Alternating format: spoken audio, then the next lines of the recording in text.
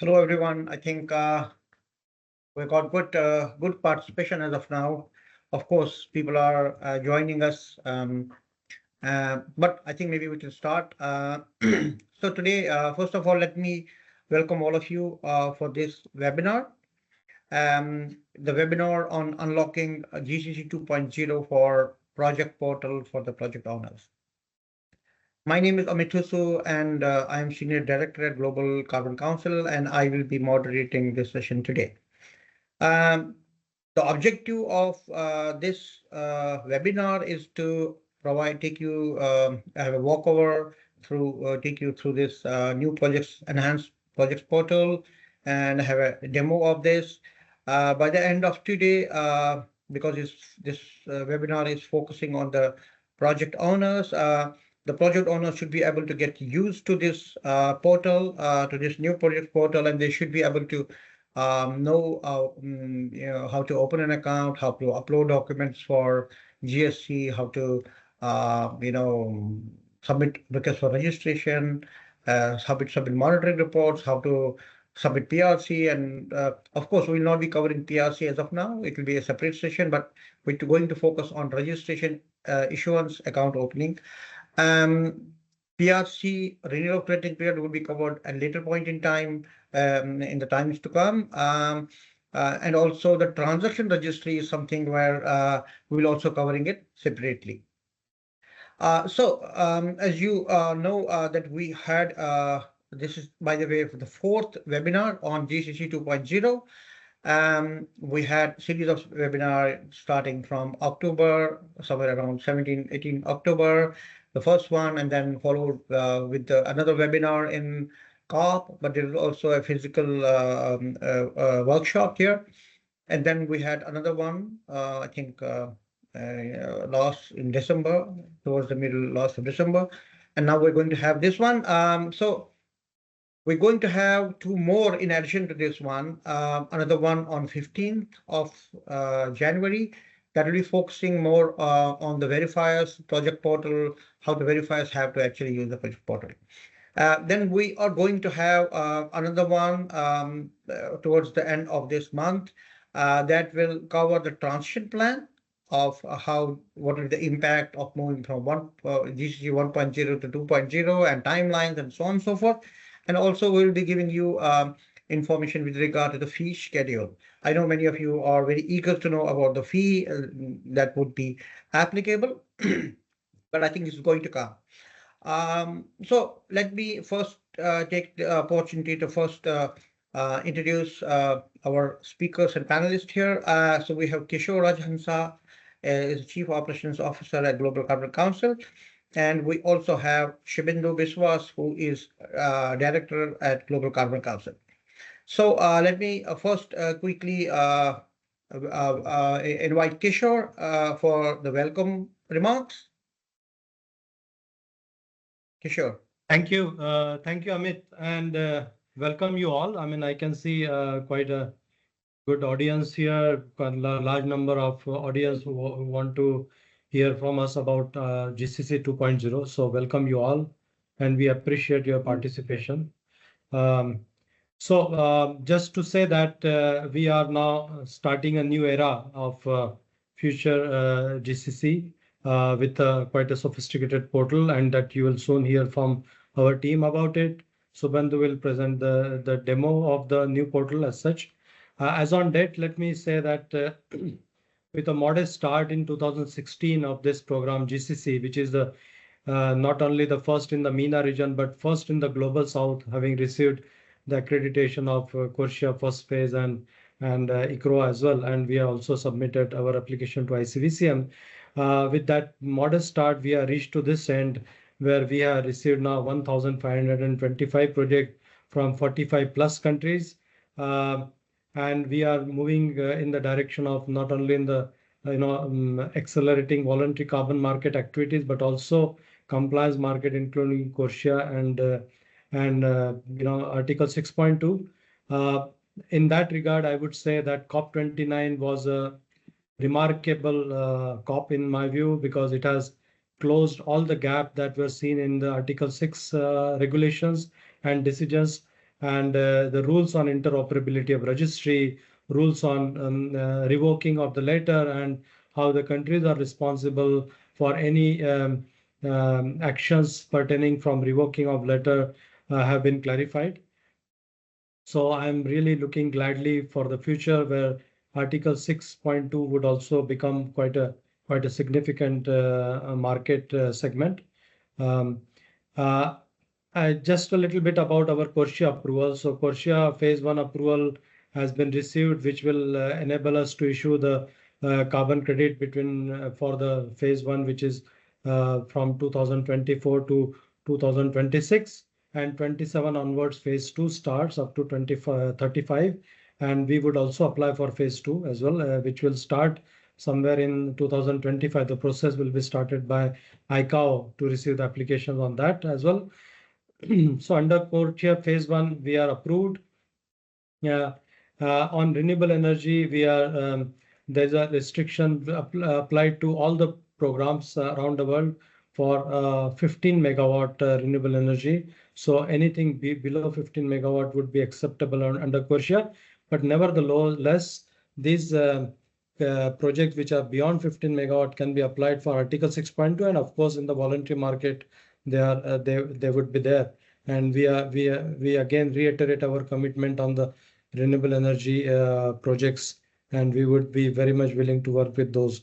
Apart from, of course, there are different areas of mitigation that we are last year we have ventured into. We have opened our nature-based solutions. We have opened the carbon capture and storage regulatory framework and methodologies. What we don't deal with is HFC 23 and nuclear.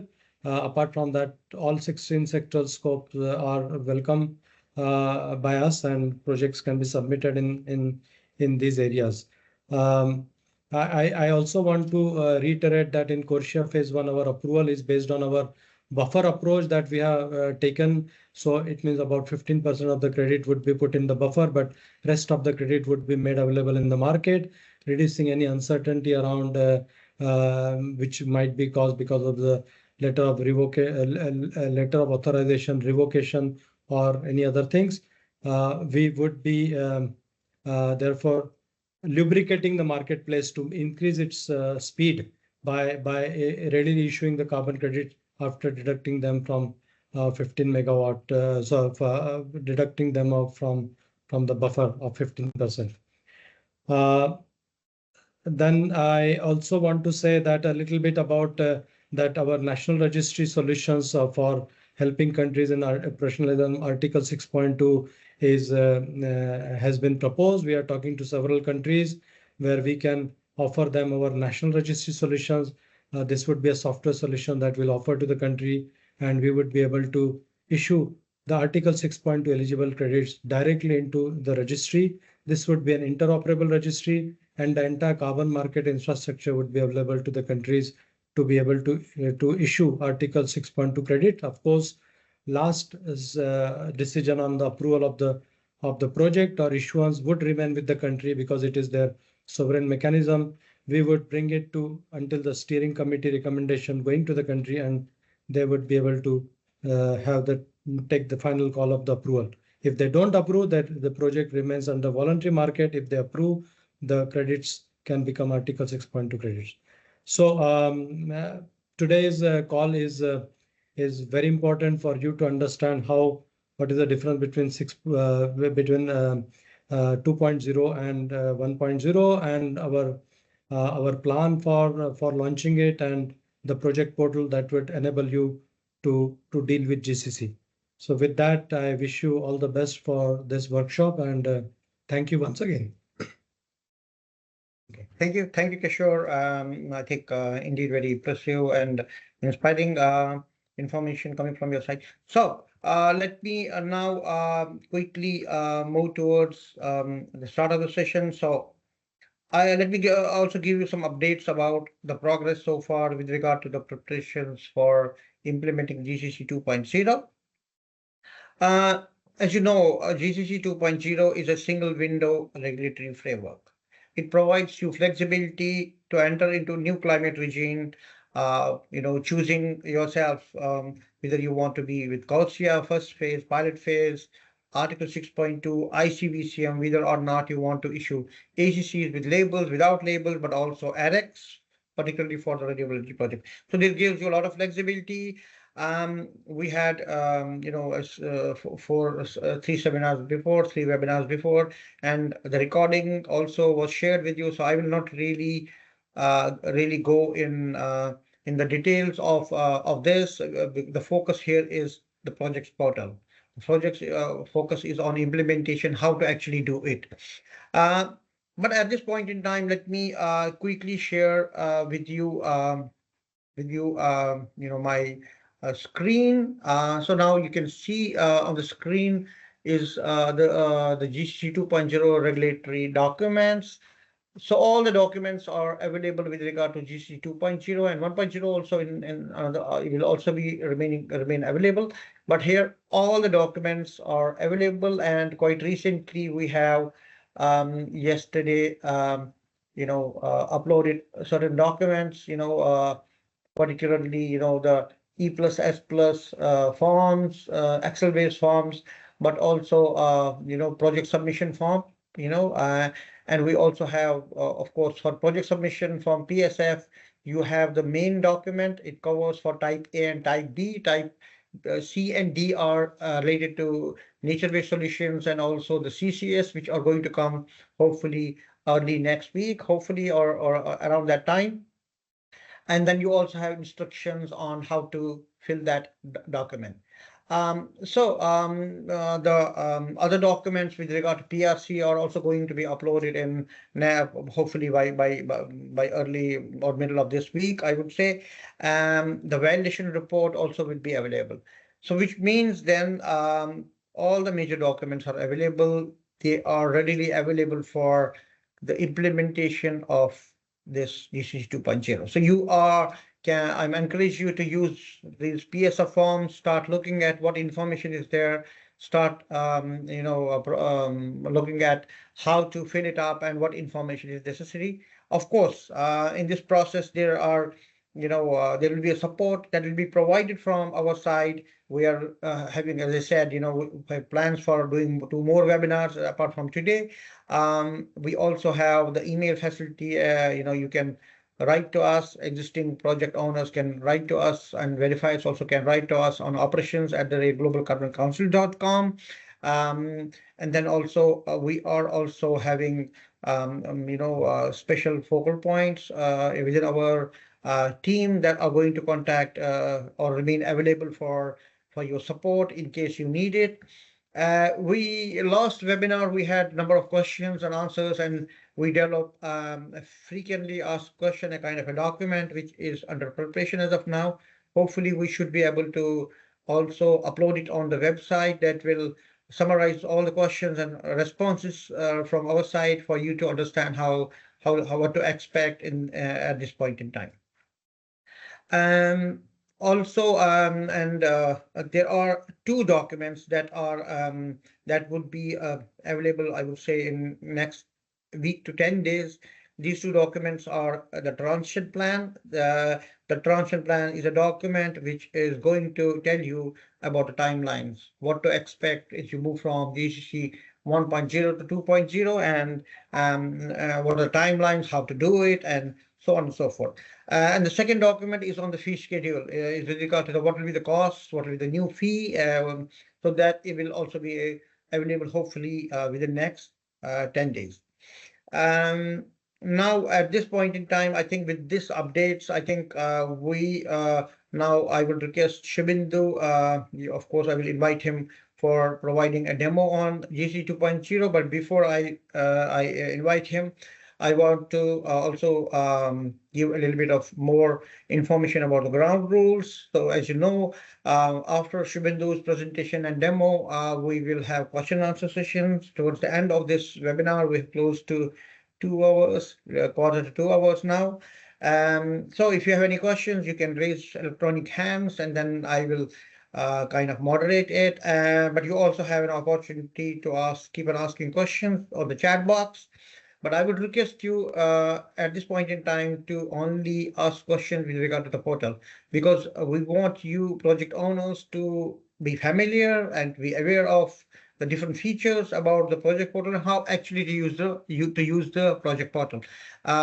You have more opportunities to ask questions, as I said, through emails, through the FAQs, but also number of other webinars that are going to come up, particularly with regard to the process. Okay, and now also please keep your microphones muted, and the videos, presentations, and recordings will be shared with you as has been done before. But before I invite Shibindu, I will request you all to, if you can open your microphones for a quick picture. We have Anam with us. Anam, let me know if you can do so. So everyone, please open your microphones. I'm sorry, open your cameras. Okay, the cameras are started showing up now.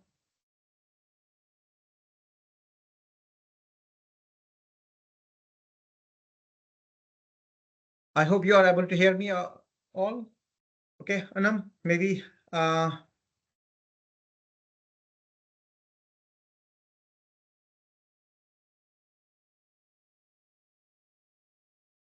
Anam, is it over?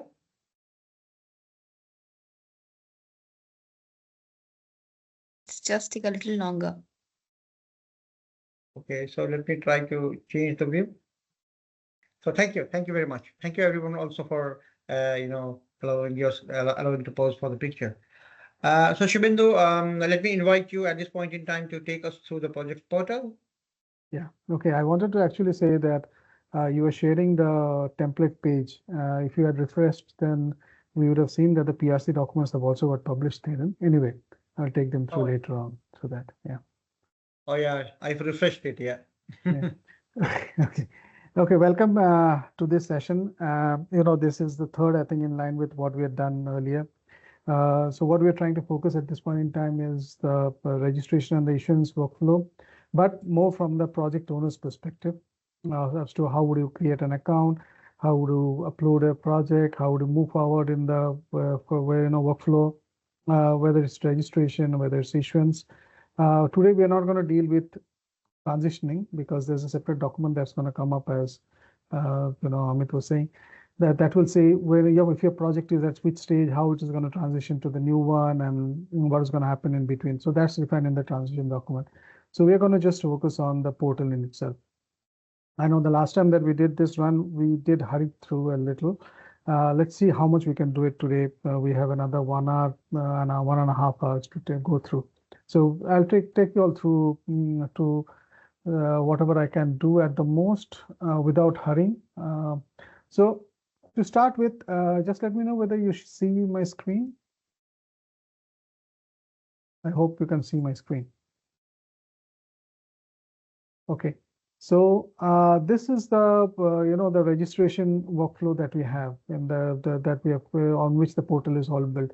So what is of importance to you is that it starts with an account opening on the portal. Now, people who've already got an account on the 1.0 would have migrated their account automatically to the 2.0. So you don't need to separately open an account. For people who have not come to GCC previously and are wanting to present a project to GCC, would have to open an account. I'll take you through on how to open an account. The first starting point of any project is the prior consideration form. So the portal is going to help you in creating a prior consideration form. And then it's going to go to the letter of authorization, because letter of authorization is the starting point that gives you the authority to be able to present a project to GCC, because the letter of authorization is where the legal owner defines who's going to be the project owner, is going to define who's going to act on their behalf on the portal, will decide who's going to be the owner of the credits, in this project activity. So that's how the whole thing is. So the letter of authorization will be the next step. So once you have submitted the letter of authorization, there are a lot of sub steps in between that come, these blocks. So I'll take you through when you go to the portal. So once it's accepted by GCC, then you can submit your project documentation. Once you submit your project documentation, there would be a round of document and consistency check by GCC that everything is just check that everything has been uploaded to be able to send it to a global stakeholder consultation so that global stakeholders can comment on this project and all. So that's the next part. So once it's we say that yes, it's okay, then you go to the global stakeholder consultation. So that's a 30-day period for which the project is up for commenting. Then it enters with a validation. So your validator comes in, does a site visit, does a validation, and comes up with an opinion, whether it's a positive or a negative opinion that they have. So we will try and map it till the point that the validator comes in. Once the validation opinion comes, then it comes to GCC. So we do something like a detailed assessment. So we can, there are three, as per GCC 2.0, you have three iterations that it can go through. You can have a DA1, you can do a DA2, you can have a DA3. And we presume that, and we want that everything would get decided in these 3 rounds of iterations. If after that still there are issues, then it goes with a request for review stage. And finally, we either approve or we not approve a project activity. So that's the final outcome. So if we have issues identified during the DA, say DA1, then we raise something called a clarification request. So once the clarification request is raised, it might happen that your validator might have the answers to all that we said or we raised as a comment. They can decide to directly respond to all the comments and send it back to us for the next round, or they can send it back to you for your inputs, and then they decide on it whether the inputs are okay or not, acceptable or not, and then they again decide whether they should send a request for registration to us, or they say no, it's not happening. So I'll also take you through on how to respond to the clarification request and all, and how the verifier is going to come back to us. So in the registration workflow, let's walk through this whole part. So I'll stop sharing this and I'll take you directly the portal. So I hope it's clear. You can see it. So a little walkthrough to the portal that's there. Although it's in the testing server, that is how it is going to be in production. So you will have on the top, this is for the registration. So, you'll have a home page. That's where you are. You will have prior consideration forms. So all the prior consideration forms created by different entities gets listed out for anyone to see. You will have projects which have received a submission number. So submitted projects. You will see projects which are under global stakeholder consultation at the registration phase, because as per GCC 2.0, we have global stakeholder consultation at the registration phase. We have global stakeholder consultation at the first issuance stage, and we have global stakeholder consultation at the time of a PRC, a post-registration change, if it's needed or not. Depends on the track you go. It also has a publication of all those that goes into request for review stage. That is, if all issues are not closed out by the 3rd iteration, the balance of the issues go out and all. So that goes into this. Then all the projects that are approved comes under this approved project list, and ones which are not approved, we decide not to register, comes under this list. We don't say rejected because our conclusion on the projects are based on the information that's available to us at that point in time. It might have a new set of information. You may have a better argumentation of the project. You can again submit to us with a new project as a new project. So we don't say rejected, we say not to register. There is another tab on the side which is with respect to issuance. So you can toggle between registration or issuance from here, or you can also do it from here. So once you go to the issuance one, you will also have a home page of the issuance. You will have monitoring reports which are submitted as a part of the issuance. You will have issuance ones which go through beyond the PMR stage. We have a global stakeholder consultation for issuance stage. We have a request for review also for the issuance stage. And then we have a listing of all the approved issuances and the ones if we decide not to approve, not to issue any credits. And the last is with respect to PRCs. That is, all the post-registration changes generally comes in the top. So it will come with respect to all the approved PRCs, the rejected ones, the ones which are undergoing global stakeholder consultation. So these are the major tabs that you here see in this page. So the starting point for any new entity to going to submitting a project is obviously the registration workflow. So in this workflow, you would have to sign up for an account. The moment you sign up for an account, you click on sign up, and then you're presented with this page which you need to fill up. Now you can register as focal point 1, you can register as focal point 2, you can register as a project supporter or a trader, you can decide upon a public user. But these words of focal point 1, focal point 2 might be confusing to you because if you're not conversant with the terminology that we use at GCC. So we also try to give you a help function herein. That is, we pose a few questions. For example, we say, do you want to create an account on the portal? If you say yes, then we say, are you interested in submitting a project? If you say yes, then we say, are you authorized to take up the responsibility of submitting all the documents, answering to our questions and doing the issuances part? If you say yes, then we tell you, please register as a focal point 1. But if your answer is somewhere else, for example, you are authorized, but not to submit project, but that just to receive credits, then you say, no, I only have an ownership to the credits in the transaction registry. So after all the registration is done, issuance is done, then there's a transaction registry, which actually issues the credits, right? So you only have an ownership of the credit. So you can transfer it to the buyer, you can then sell the credits, and also you're only restricted to the transaction part. Then we say register as a focal point 2, because that's the terminology that we use. But if you are neither submit a project, but you're just interested as a buyer in the project, so you want to trade credits and all, and you say, then we say, please register as a project supporter or a trader. So depending upon the functions that you're looking at, you got to choose between, what you want to do. You have to, enter your organizational name. You have got to enter some sort of your name, your last name, your email ID, something. We have a lot of validations there, at this form. You can also have phone number. You'll have phone numbers to be there. So these are mandatory fields which are with a star mark there, right? And then you have to create a password. And finally, you have got to approve a proof of identification, because we only allow companies to register as focal point 1 or focal point 2, not individuals. Individuals register as public user or individuals register as a trader. It can be, but not as a company. So the companies are only allowed to come in as focal point 1 or focal point 2. So we ask to proof of the company that you're representing. And then once you upload the document and you confirm that it's, we have this confirmation that you're not a robot, and you sign up, then there's a step wherein what happens is that comes to us as an admin. We look at it, see that the document that you have submitted is about the company. It can be a proof of incorporation. It can be a certificate of registration of the company, and also we know for sure that you are representing a company, and we allow you to log in. So next step is that you can log in. So for example, I'm going to use the login of a focal point 2.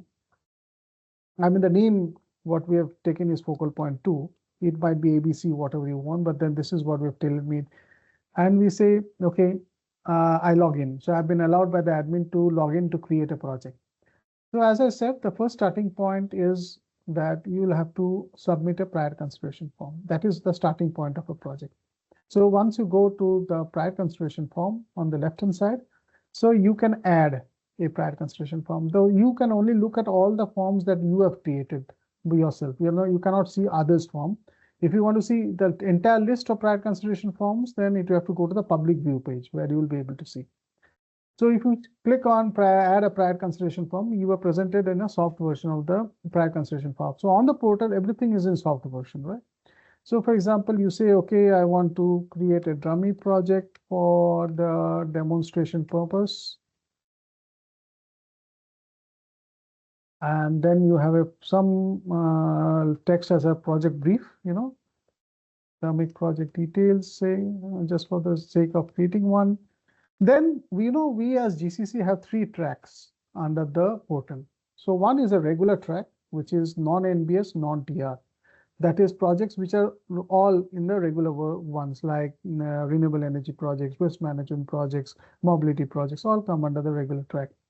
Projects which are related to the nature-based solution come under NBS. Projects which are related to CCS, DAX, BEX come under the TR part. So we say regular projects. Then you have got to, for categorization, you have to say what is the project. If you have a solar project, then we can choose between solar power, bundle project, hybrid, pump project. So it's a solar power project. Then, say for example, you have to choose the country that you're in. Say for example, we say India is the country that I'm choosing. Then all the provinces are mapped out. So you have to say where the project is. You have got to give further details of the city where the project is, some zip code on where the project is located. Now comes the interesting part, that you have got to you say an alternate email ID. You already have logged in with an email ID as a project, focal point. But there is a provision of an alternate email ID because prior consideration form comes very early on in a project. That is when you are in a conceptual stage. And you have got to notify GCC that you want to present a project which has carbon consideration. So you use the prior consideration form. But it might happen that you have the project details only after several months when you have all the investment details and all to be able to present a case to GCC. By the time this guy who has gone out, who has presented the prior consideration form has moved out of the organization, then how do you present a project? So that is why we have a provision of an alternate email ID. So for example, I provide my email ID and I say, okay, let's submit a prior consideration form. Then what happens is it triggers, first of all, it gets a CN number associated with it. So the moment you do this, the dummy project is allotted a CN number of 000026. So this is the unique number that is against your prior consideration form. So for example, you have presented a prior consideration form, but 6 months down the line, the company decides that they're going to take a professional organization who's going to present the project on their behalf. So how do you do that? Or it can be the case that you are the guy who subsequently decide to present a project. So there are two alternate pathways which you can use, right? So what you can do is you can directly click on create projects. You can move to the letter of authorization, or you can go to the registration tab. You can log in, create a registration tab, add a project. The moment you add a project, then it will ask for the CN number. So you had already created a CN number, right? So you can punch in here. So what was the CN number that we had on the prior consideration which we created? It was 24 or 26. It's 26. So you go to registration. This is because, say for example, there might be the case that you did not provide a prior consideration form and you'd like to go ahead with a prior consideration form that you see on the web kind of stuff, right?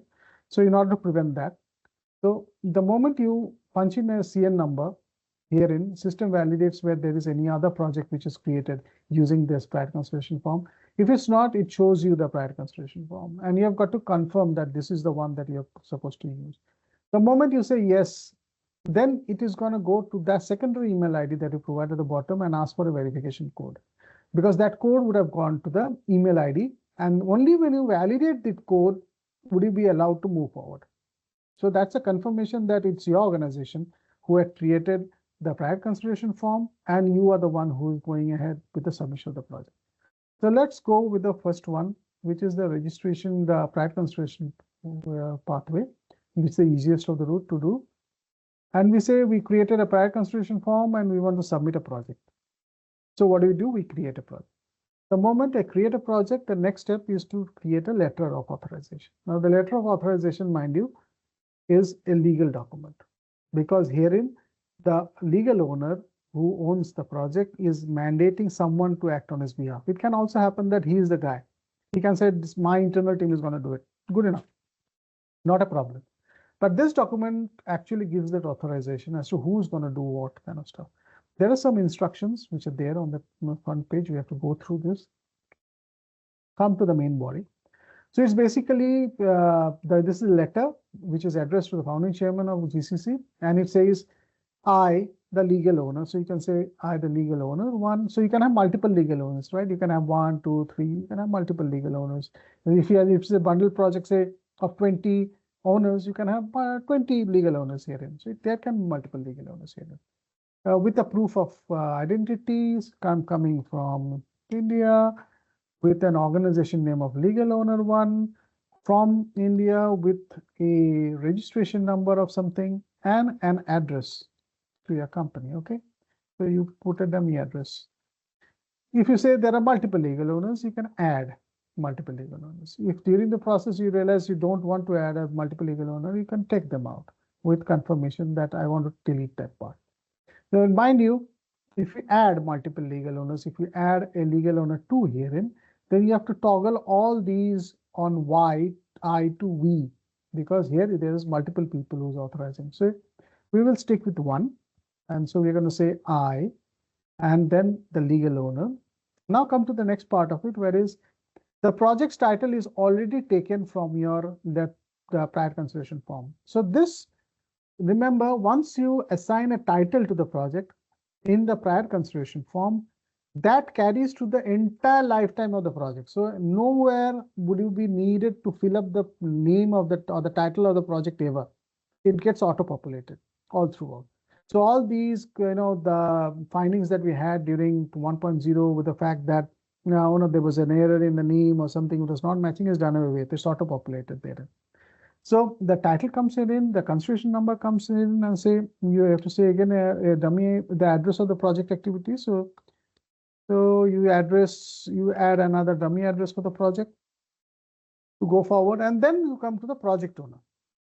Now, who are the project owners in this project? So you can have multiple project owners. Say, for example, you can have a project owner 1, and then you can have a primary contact of project owner 1 who has some kind of an ID and an email ID of primary PO1.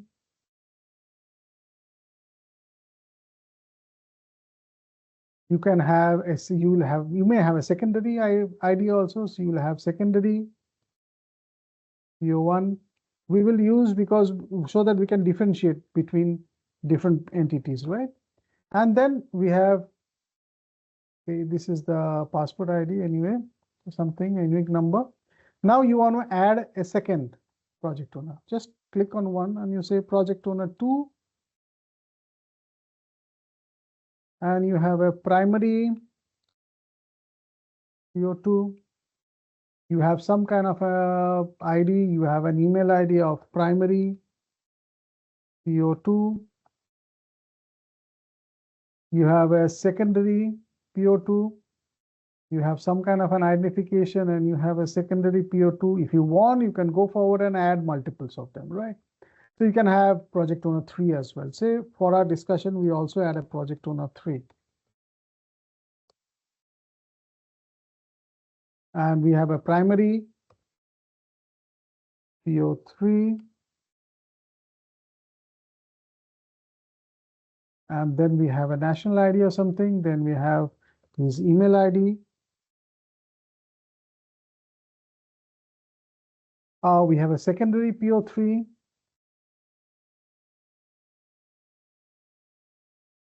We have some kind of a passport number assigned with it and a secondary.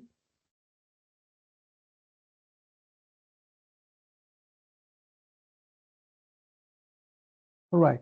So we added 3 project owners in this project. Say there are 3 project owners. Then we go, our company has, this is standard. So you might have a power of attorney and you can assign somebody else a role also as a focal point 2. You can issue. Now comes the fact that this project owners, who's going to act as focal point 1? What does a focal point 1 do? All that is listed here.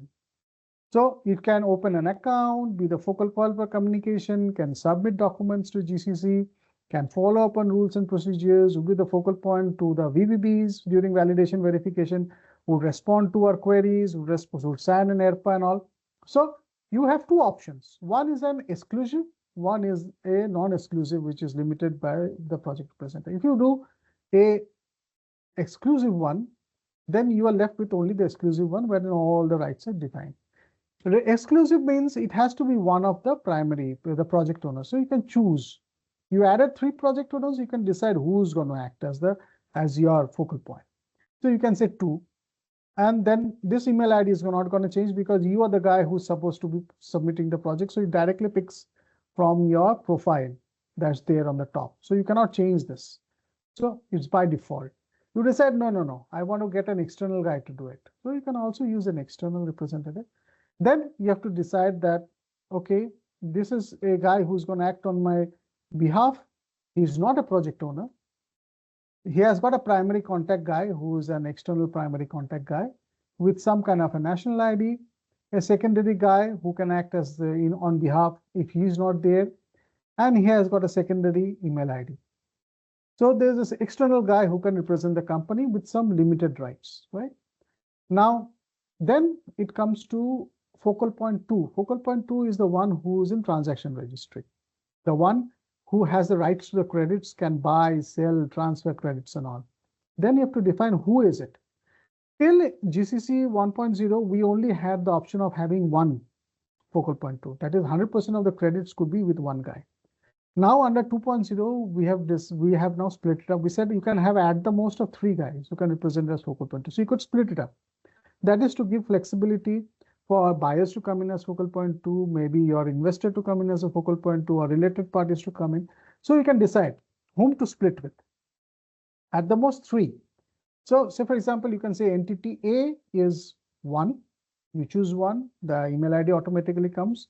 Entity 2 is 2, but you don't want entity 3 to be a focal point 2. You can say, okay, I have only 2 of them within which I want to split. You want to take out any, you can take out if you want. You can go to 3 and you decide, okay, these are the 2 guys who would be managing my credits. Good enough for us.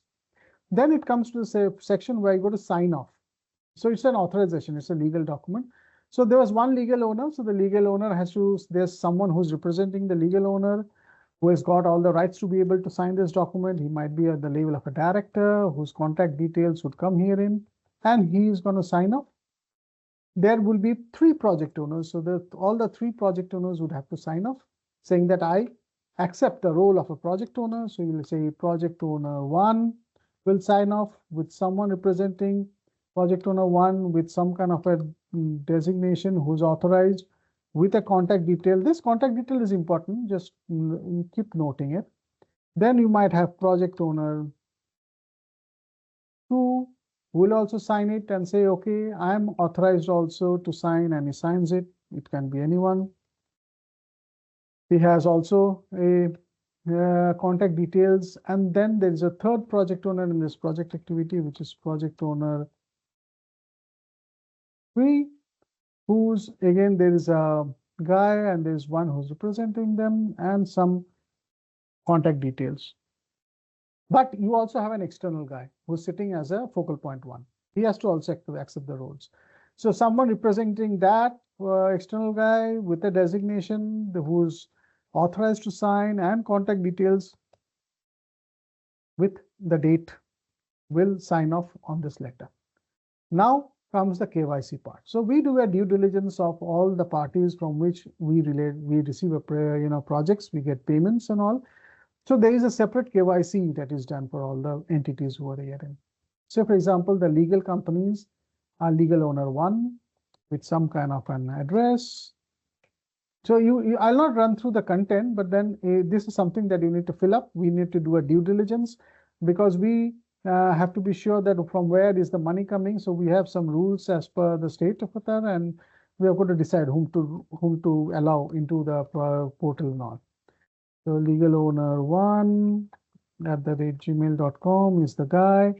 Then you have got to say who's the UBO. So there might be some guy sitting therein with some kind of a name with date of birth and an address therein. You can have multiple UBOs. There is one guy who's authorized to sign, so you can have someone. So you have a field. So you have got to fill all these details herein and then move. There might be no one herein. There might be no other party herein. And then once you come to the bottom, you have got to save this document. Once you save the document, then you have got to preview the form. It says something is missing. So if anything is missing in it, which is not entered by you, then it will come to take you to that portion and say this document, this part is not done. So if you have anything missing in the top part of it, where you missed out, it's going to throw up an error saying that this part of it is missing.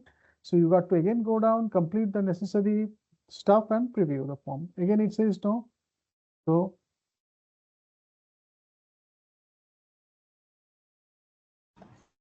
you need to save draft, sir. yeah, okay. So it's taking the last version. So now you've saved the new draft, and then you have got to preview, and then you have got to download this document. So it will give you a PDF version of all the. So you will have a PDF version of this authorization letter. So you can go run to the content as it is therein. So you said 3 project owners. You said that external agency is going to act on your behalf. You said that it will be split between 1 and 3. Then you have got to have these participants signing off. The legal owner is going to sign here, project owner here, the second project owner here, the third one here, and the external agency here. You have the KYC also attached with it. And then once you sign off, then you have everything with you. If you want to edit the form, you find that something is mistaken, you want to go back and change the form, you can go back and edit the form and again download and again have a new copy of the letter of authorization. So now, say we have already done this, we send it to the legal owners, we send it to the project owners, it takes some time for them to sign off on the document, right? So you're waiting for them to come. Now you have the document, so you have to upload the letter of authorization. So all the signed document, after it's signed by the project owner's focal point, you have got to upload the scanned copy of them. Say, for example, we again go back to the downloads herein, take the letter of authorization, and we submit it. So we have already submitted the letter of authorization. So your job is complete as of now. What can happen is you can only update it, provided, so you can't do anything now so it's under review. So you can't do anything with the project. Now you have got to wait for GCC to be able to accept the LOA or not to accept the LOA. So example, there's someone sitting as an admin in GCC. So the admin gets, so each of the steps that you complete herein, there is an email trigger that goes. So there will be an email that will go to the, to you saying that your submission has been completed. There will be an email trigger which will go to the admin saying that there is a new letter of authorization which has come to you that you need to check and say whether it's right or not. So the moment admin logs in, they will have to go herein and it will say whether they approve the LOA or they don't approve the LOA. So when they click on approve LOA, they will be presented with some details that you've entered during the creation of the letter of authorization and they will either approve, because what they can see is the signed LOA. So this is a placeholder where all the documents come in and all the versions of the document and who uploaded it when comes here. Okay. So they can decide whether to approve or to reject. So depending on that, if they have any comments and they want to reject, they can enter the comments herein and they can reject it, saying that it's not signed or doesn't match or whatever it is. If they find everything is perfect, they can say, okay, approve it. And there are multiple comments that can come. It might happen that you rejected once, it came back again, then you know what was the previous comment, and then you can decide whether you want to reject or you want to approve. So they have decided to approve it. So now the focal point will receive a mail saying that, okay, the GCC has already done their part of the job. So now you have to again go back and you can continue submitting the project. So the moment they get to the trigger, they can go back, log in into the portal, go to the registration workflow, and then he knows that he can then continue with the project activity. So he can then go ahead and create the PSF form. So in the PSF form, he is first presented with a wizard. Why this wizard? Because this wizard has a lot of fields which are captured and are used during the subsequent period of the project. So the first part is the title. So the title is there, which is taken from the letter of authorization. There's a project brief, which was there in the letter of authorization. You want to add any additional info, you can add any info. So if you decide, no, there's no additional info, just for the sake of writing, you say no info. You have already decided that the external agency is going to act as your focal point. You have already decided that your focal point 2 is the guy who's going to, this is the email ID of the guy who's going to act on your behalf. We have already said there are 3 project owners already in this project. So these are non-editable fields taken directly from the letter of authorization. So you move to the next one, which is the technical detail of the project. So what sectoral scope is it? So you have all the sectoral scope mapped herein. So you can say, okay, energy is the industry. You're a solar project, it's the energy industry. The moment you select energy industry, all the methodologies which are connected to sectoral scope 1 are already mapped therein. And we have received the consent from ERF-CCC to be able to scrap the information, the data from the event site. So whenever there are updates, our portal automatically updates the methodology version. So only the latest valid version of the methodology. If you're using ACM 002, it will only show you the latest valid version herein. It will not show you the previous version. So because at the time of submission to GCC, you have to use the latest valid versions of the methodology. So you can select that. So it is only the 23rd version is available at this point in time. So all the sector scope ones are mapped automatically in the portal. And then you say, okay, my credit potential for the project is 100,000. Now market eligibility. Now you can apply for an Article 6.2 market eligibility for code share first phase, for code share pilot phase. Say we want to have a code share first phase. We want to also see ICVCM is one that's going to come once we get the approval, but it's built into the portal. So you can have ICVCM, but if you want that I want to take it out, you can also take it out. So you can, it's reversible. You can choose as you want. So you have first phase. GCC requirement is mandatory because you cannot take it out. So it's mandatory. It's going to remain there. Then you have creating period start date. The start date of creating. I would like to stop you here. There is one question coming. Okay. With regard to if you have to choose multiple methodologies. Yes, you can. So if you use one large scale methodology and you want to also choose a small scale methodology, you can have multiple methodologies. So you can choose as many methodologies as applicable. You can have a waste project with a power project. So it allows for multiple methodologies also, right? So now, any other question? That's it. Yeah. Okay. So now we know creating period. So for example, you say that I have a creating period from 1st of April 2021 to now you'll have an end of creating period. Now there are two types of creating period which is allowed. It's a fixed creating period or a renewable creating period. Once you have renewable, it will ask for the first period. What is the start and the end? If you have a fixed creating period, it will ask for the start and the end of it.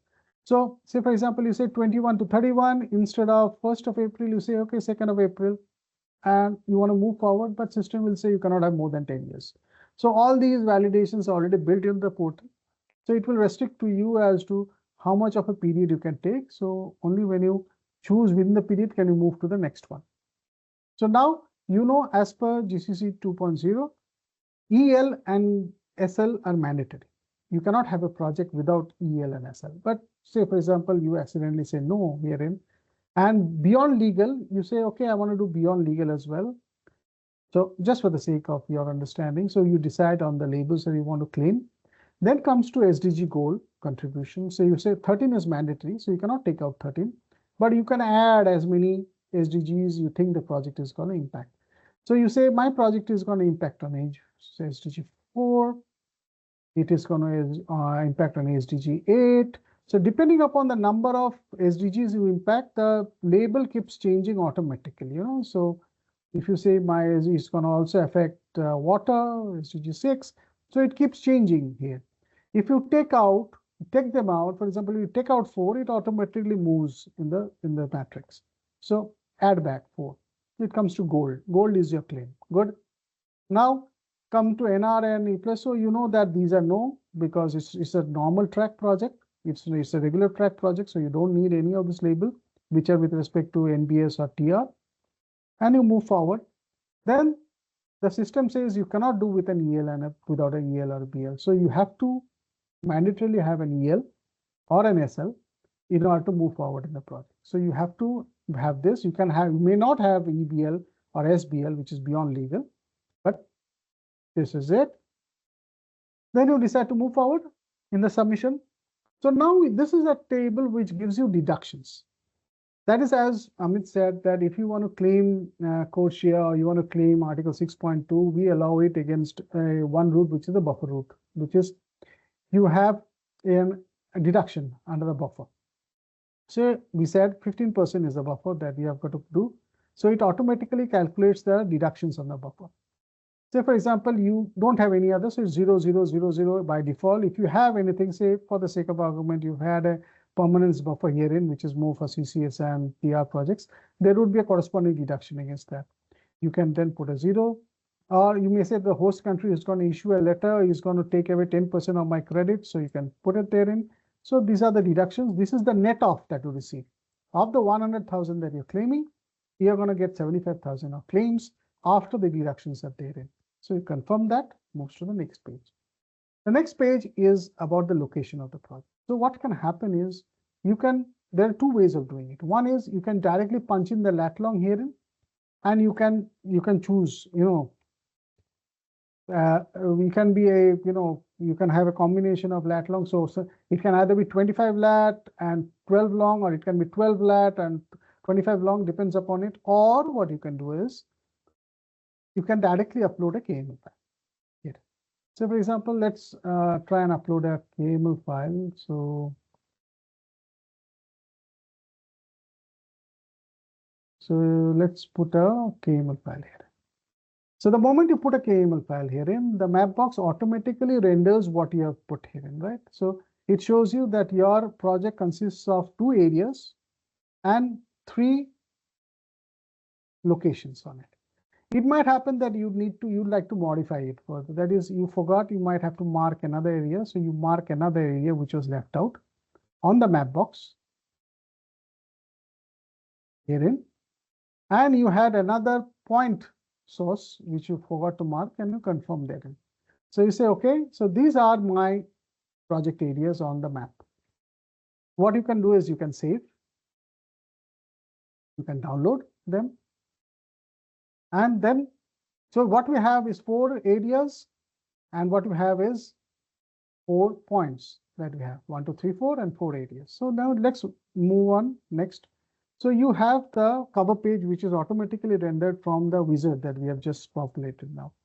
So once you come to the wizard, whatever is fresh in your mind, let's go to that first. At the end of that, you'll have the geo coordinates automatically mapped from the Mapbox. So we had these 1, 2, 3 areas which are therein, and the 4th one, and you have 1, 2, 3, 4. This is the 1 points that we put herein. So the Mapbox automatically renders the geo coordinates. You don't need to write it down somewhere and then enter it there. It automatically gets formulated.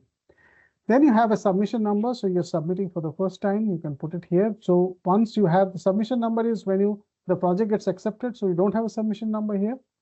So you have to wait till the project gets accepted. You only have a PCN number. Next, here the version 1. This is the date. This is automatically coming from a letter of authorization as to who are the project owners, who's the focal point, who are the splits of the credits as focal point to, from where is the project. It's opting for code share. It is opting for regular track. It is at, say, A3 type project, so you can choose which one. You have got to confirm that all these are complied with in the project activity, because this is also a kind of a legal document which you're presenting. You say that I'm going to give you maybe a letter, host country letter of authorization later on, for the code share credits, avoidance of double counting, application of corresponding adjustment, double counting, and recovery.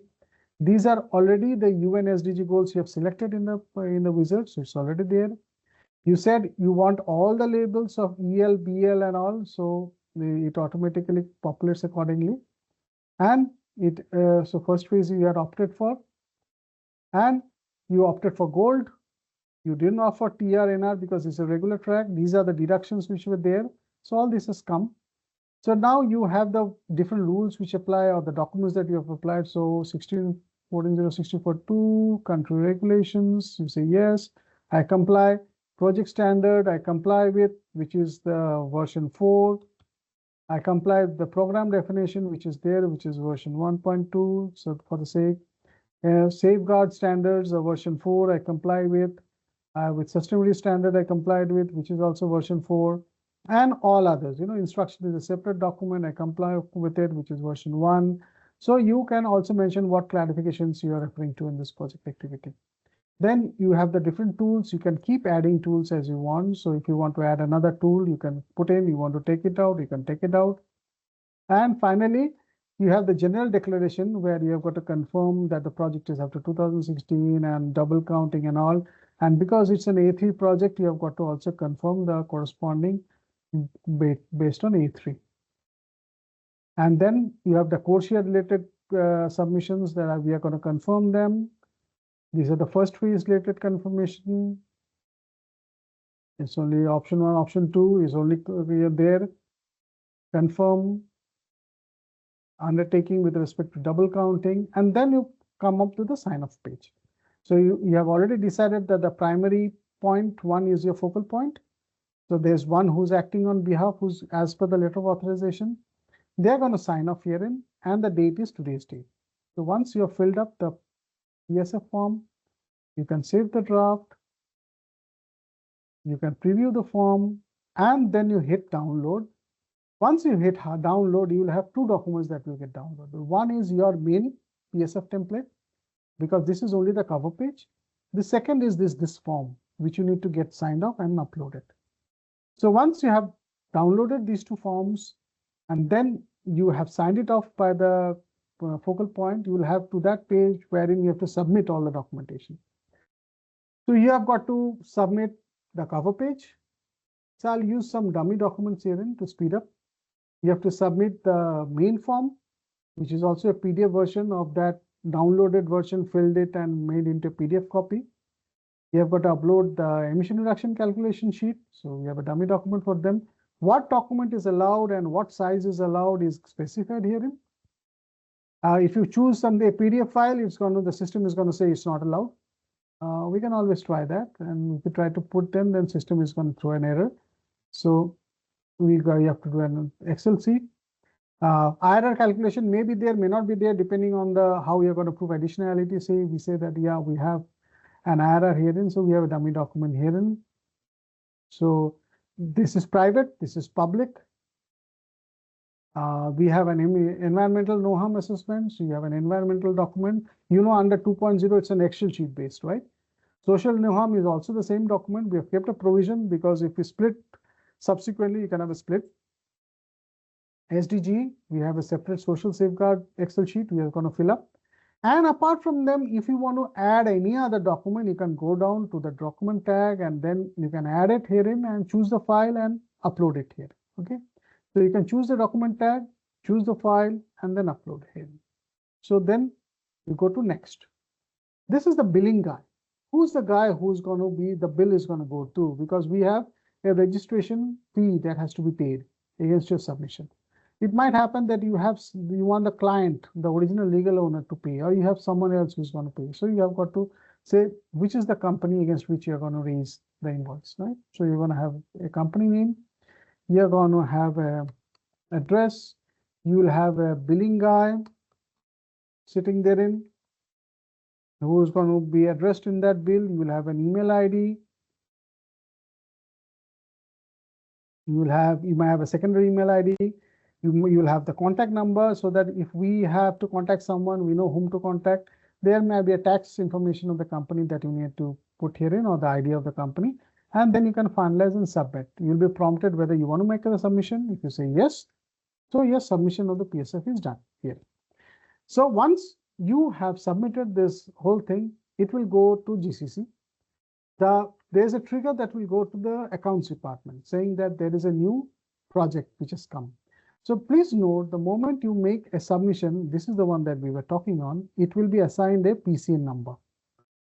That is PCN 00014. This is the unique PCN number that's generated the moment you submit a project. So now there comes the GCC finance guy.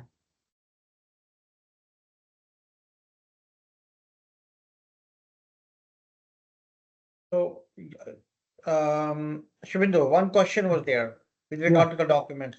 If it's a bundle project, there are multiple IRR sheets, how do we do it? What do we do?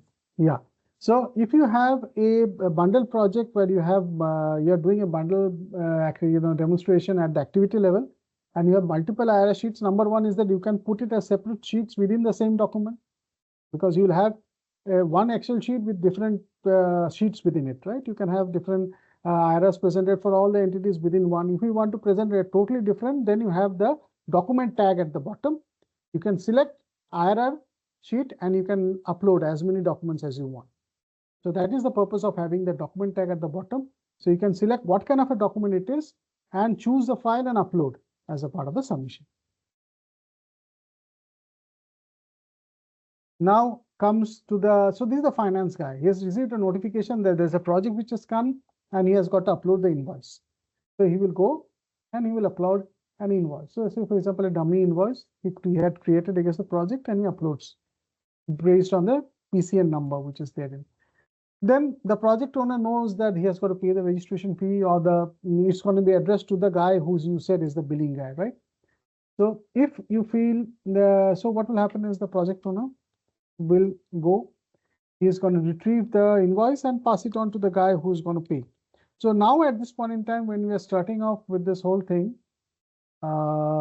you can make a payment through external to the web page and upload the proof of payment. We are integrating the system where you can also pay using a MasterCard or a Visa card here on the portal that is getting integrated. So you could also pay on the portal and it automatically gets reconciled herein. So at this point in time, what will happen is he would have to upload the proof of payment herein. So for example, he makes a payment and he said, okay, payment done on 13/01/25, and he chooses to upload a proof of payment. And he says, yes, I've paid it. So again, system goes back to the accounts department. The accounts has to check that the payment is done as per invoice. The account has to check that everything is okay with it, or he has not raised something which is wrong, or there's a short payment therein, because we do come across short payments because of the bank transaction fee, you're all aware of it. So the accounts guy has got a login. Now comes the motorcycle. So the finance guy logs in. Now he has got to again see whether the payment has been realized to the bank. If there's a short payment, and he has got to accordingly act in this project activity. So he's got to go and approve the payment proof. The moment he has to approve, he will be given a visual of the project. So this is how your project is going to look like. Your project would have one part of it, which is with respect to the details that you have, right? The project title, code, status, and all, the payment status. If there are further details, you said that there's no further details and all, no info therein on additional. What kind of a project, what track, who's the focal point, technical details on one sector scope, which methodology, what rating period you're wanting, what are the credits gross, what are the net credits, which is the market that you're wanting to apply with, and all those documents that you had uploaded as a part, including the KML file. So it has all those proof of payment, invoice, impact, social, environmental, no harm, IRR, public, private, PSF main form, and the PSF cover page, and the KML file. So all of them, when you have subsequent submissions, it comes all with the timestamping as to when it had come. This is for our audit trail, right? And even you have the location of the site as given rendered to us, and the billing guy to whom the bill was to be raised. So then he can check that whether the payment has been realized, and then he can say, okay, either it's fully paid, I can approve. So whatever the focal point said, payment was done on 13/1/25, that is also here. He can say it is approved, or he can say it is approved partially, that is there was a short payment of $10 because bank took away the charges, right? So he can put in the comments, and he can say there is a shortfall of payments of $15 or $10, you can subsequently pay it, and he can approve a partial payment also. So we, for the sake of our moving forward in the portal, it's not going to stop. Partial payment is not going to stop the project. It will move on, and it will allow the project owner to subsequently pay with any other project or separately pay for it, right? So now the job of the accounts guy is done. So what happens is now comes to the admin of GCC. Why? So now the payment is done for the project. The project has been uploaded by the project owner. Now GCC has to do something called a documentation check, right? So the admin guy will have to assign this case to an officer, GCC officer, who will take up the job of doing a documentation check that everything is received, everything is fine, the project can go on. So he will go and he will assign a GCC officer. So what will happen is we have a list of officers within GCC. So you can choose, say, here's officer 2 is the guy who's going to take up the assignment. So he's assigned the project. So that's the job of the admin guy. So the admin has assigned this check to an officer, which is called officer 2. So admin's job is done. Officer 2 GCC receives a trigger saying that there is a project waiting for his due diligence, right? So he logs in the system. He will be able to view the project of what all has come to him. So you will see all the documents which have come. So you will know if there is anything missing, if there is something which should have been done. And please note, when the project comes to the officer, each of us, whether we are a GCC personnel or we are an external stakeholders, we have a target deadline. So in 1.0, it was open-ended, and there were a lot of people who used to say that there is no limit of time. GCC can take as much of a time as they want. The VVVs can take as much of a time. That has not been efficient. So what we've defined in 2.0 is each of these actors have a timeline by which you are going to do. For example, the officer is given 10 days. So he has received this on 13th, he has got to come back on by 23rd on with his observations. So he can then go and do the documentation check with a deadline. Though if he misses the deadline, then there's a trigger that will go to into our management system that he has not performed as per the deadline. So that's something that goes into scoring pattern. So he checks whether the prior consideration form was there, the PSA was submitted, the portal cover was matching, year sheet is uploaded, financial additionality documents are there, letter of authorization is uploaded, anything, all of them are there. He says everything is fine. If there's something not okay, he will trigger not okay, and he can put in a comment saying this is not okay, and he can send it back. He finds no, everything is fine. He can say everything is okay. He doesn't have to put anything. He doesn't need to return it back for rectification. He can assign a submission number and move the project forward. So if we say everything is fine in this project, there's nothing that stops it from going forward, he will assign a submission number. He will have a confirmation that whether do you want to actually submit. He said, yes, I'm confident everything's fine on the project. The project moves forward. So the project till now had a PCN number. Now the project will have a submission number. And from that point onward, the project would only be referred by the submission number. So it's gone a submission number of 13. So this is a unique number for this project, and subsequently all references will be with submission number, because it might be projects which are with the PCN number never reaches submission number because there's something that's missing always. But once it has a submission number, it will go through the whole process. Okay, so this is done. So the officer has done his job. So the project will now go to the focal point. The focal will know that my project is cleared. I need to now assign a validator for the project.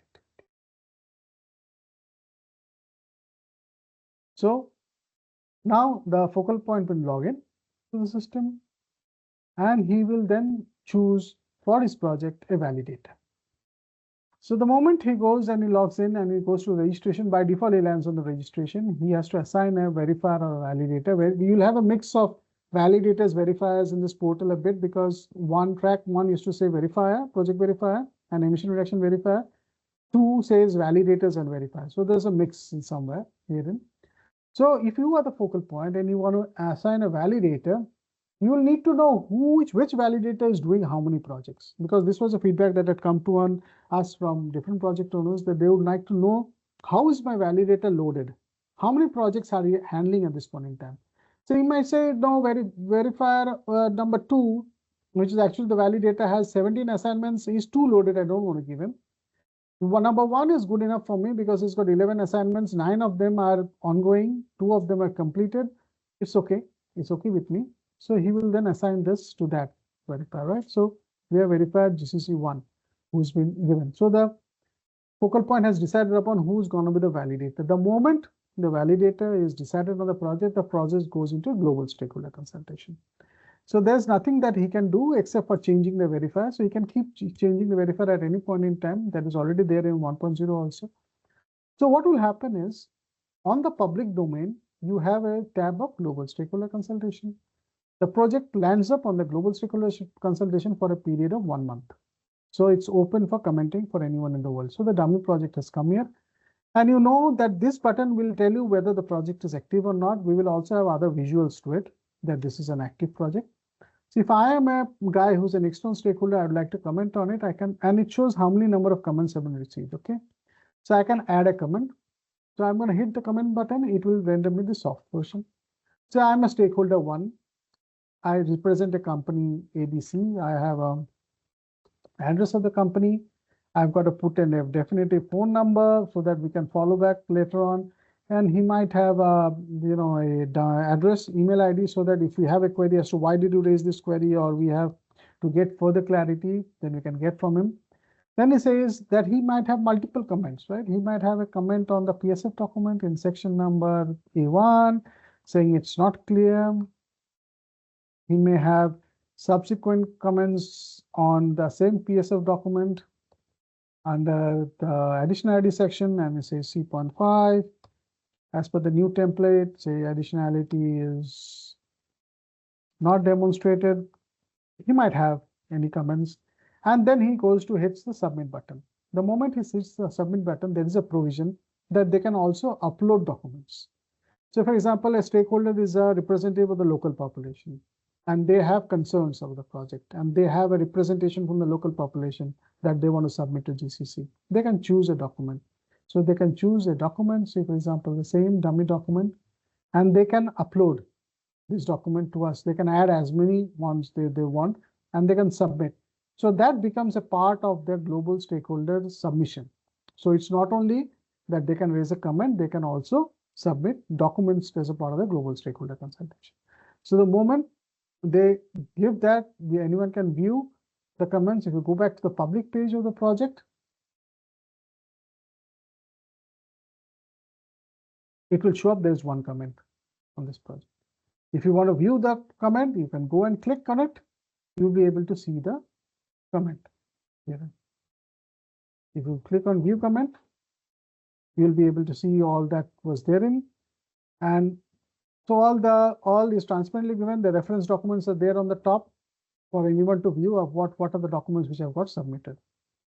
So Tushar, can you take it out of GSC now? Because there's a 1 month period. So every project is going to remain for 1 month period. Yeah, I'm taking out. Yeah, please. Once done, let me know.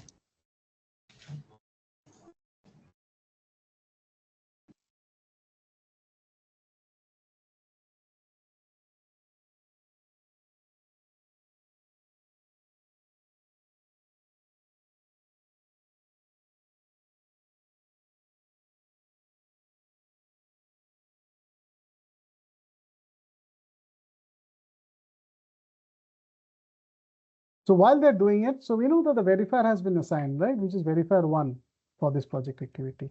So the verifier has to wait for the GSC to be over, but he has been entrusted this job of carrying out the validation for this project activity.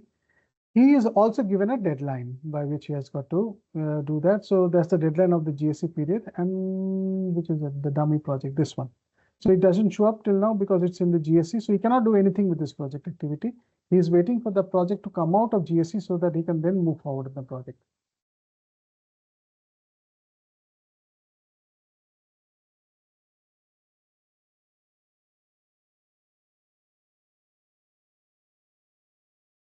It takes a little bit of time to refresh once done at the admin level.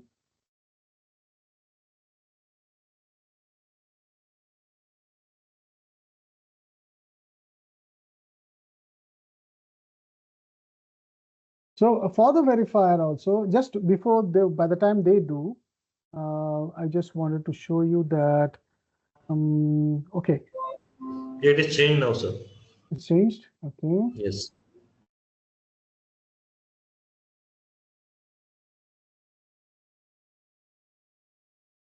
Okay. So it's come out of GSC. Now it's come to the validator. Now, first of all, the validator has to accept that he is doing the validation. He's entrusted by the client, but he has got to give a proof, a submission on a portal that he doesn't have a conflict of interest. So he says, I don't have a conflict of interest. If he has, he says, I have a conflict of interest, and he submits, then it will go back to the project owner to assign a new validator. But he says, I don't have a conflict of interest with the project activity. My contract is signed. I am ready to take up the validation of the project. So then he goes into project validation. He has a 1.5 year period in which he has to conclude the validation. This part of the job is done offline the portal. That is, the verifier, the validator is going to ask you questions. You're going to respond to them.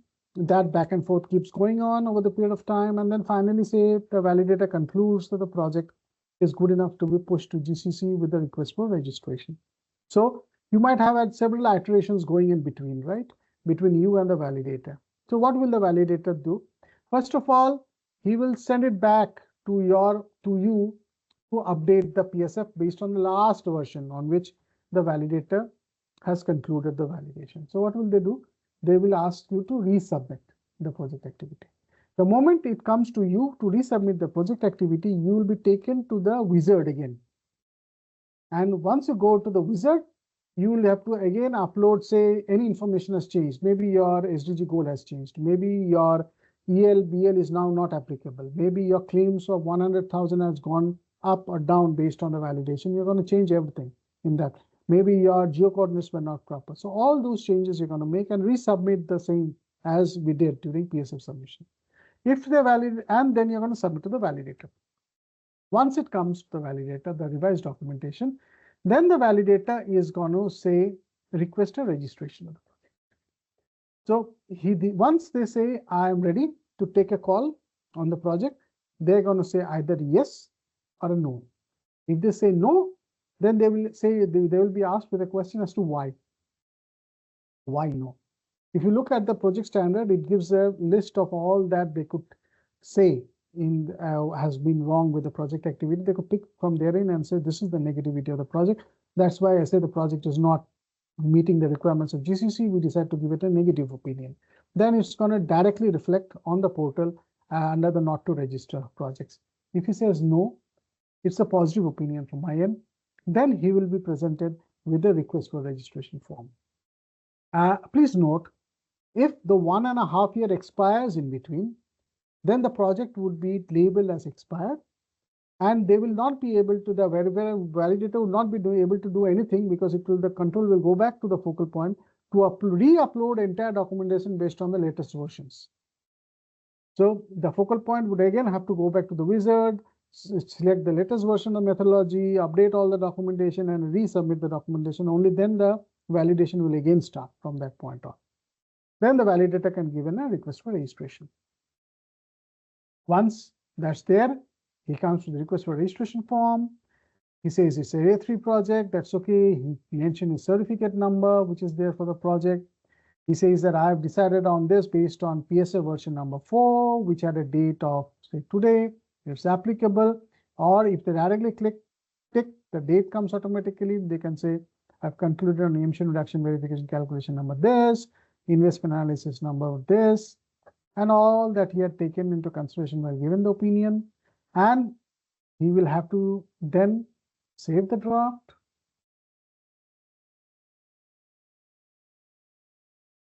view the form, download this document, and send it to the focal point for signature. Once the focal point has signed it off, saying that, okay, I agree that your submission to GCC is going to be on this request for registration document, which says what all are the final set of documents, then he will have to go to the wizard. Wizard is basically a confirmation of all that you as a project owner have said. So what will they say? They will look at what you have entered in the last go. They send you back, right, the whole stuff. So they're going to first say, what is their opinion? They say, okay, project, additional and proven. So the request submitted for DA1, for detail assessment 1. They cannot change anything because these are your informations. They will just confirm. Then they again, all the same pages will come. They cannot change sectoral scope. They cannot change methodology because you have applied it. They can differ in the emission reduction sheet. Then it's going to go back to them. They can say whether the market eligibility are proper. They can say confirm, I agree with it. They can see on the labels that's there that you have asked for, the goal that you have asked for. They can say I confirm that everything is fine with me. They can check. They cannot say anything on this. They can check that everything is fine herein. They can confirm. So all that you say, they're just going to confirm and then finally submit the set of documentation to us, to GCC, as a request for registration. So they're going to, I'll use the dummy files for them. So they're going to give the request for registration form, which is signed off. They're going to submit their verification report or the validation report. If they want to make a confidential submission, they can make a confidential submission. They can submit the emission reduction calculation sheet. They will have to submit the social safeguard, the environmental safeguards, the SDNG impacts, the IRR calculation sheet, if there is any, okay? If there are confidential IRR submissions, they can put it therein, and the final version of the main PDF version of the main page of the PSF. If they want to add anything, they can then choose, they can select the document and they can upload it here. There is one, they can also have multiple uploads, right? Documents. Now, this is important.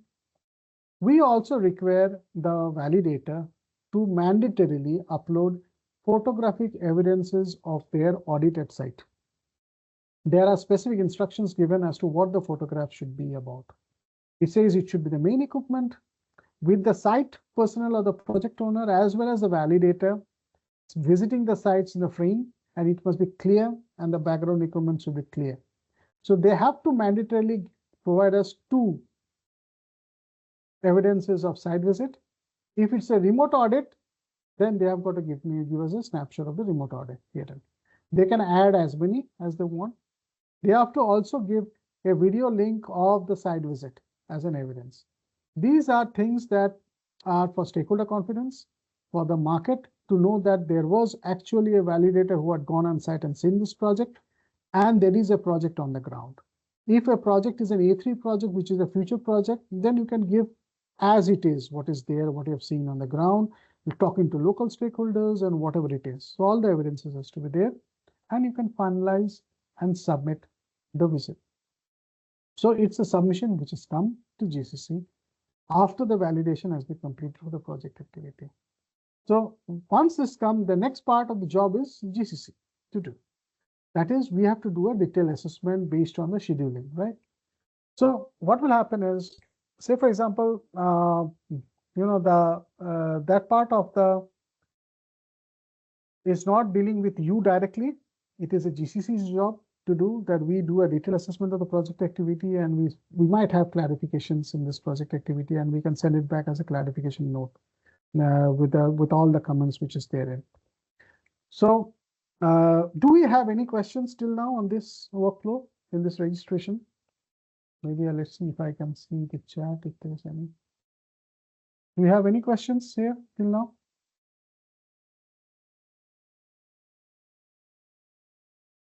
I don't see any. Okay, so what happens? What does this? We're already at 1.5 hours. We have a half an hour period. Then I'll just try and see if I can give you focal point 2.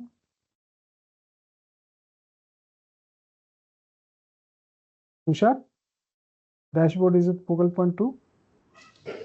Yes. It's project 101, sir. Project 101.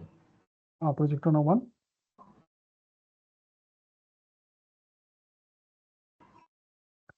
Okay, now you as a project owner would like to see at a glance where your projects are and all. So we have also, apart from these registration workflows and all, we also have a dashboard where for each of these entities, right? So for example, if you go, this is one of the project owners, right? So when they have the dashboard, what you will see is you'll have a spread of where your project is. You will know how many projects are under initial submission, how many of them are under GSC, how many of them are under assessment with GCC, how many of them have been approved, how many has been rendered not to register, and how many of them have gone to the request for a review. So these are the broad segregation of a project. You will know the credit potential of the project. So once you hover, you'll have the actual amounts against each of them. So you have the forecasted ones, you have the ones which are already registered, that is verified. You will have the net against the gross, which are therein, because there's a difference after deduction. You want to know what all are the different deductions that's happening. So depending upon all that, whether it's gone into your permanence buffer, whether it's gone into country SOP, whether it's gone into corresponding adjustment buffer, whether it's gone for an AD plus, there's an AD plus label for CCP. So all the deductions that you've contributed to how much. This is going to keep adding as the projects go forward. You would have a spread of your market eligibility of how many of your projects are eligible for, you have applied for corresponding year CA 6.2, how many for CCP, how many for first phase of COSIA, the validator that you have chosen, or his performance as to how many of them are in DA1, how many of them have gone to DA2, how many of them have gone to as approved. So you know the performance of the validator also therein as to how the validator has done. And you will also see the spread of your project. So this is your dashboard as a focal point at a glance to see all that you have in your portfolio. Apart from that, when you go to your projects, obviously you will have all the projects listed therein and deadlines, and you will also have, if there's something which is nearing the deadline, you will have also visuals that this is nearing the deadline, then you have got to complete by this date and all. Okay. Now,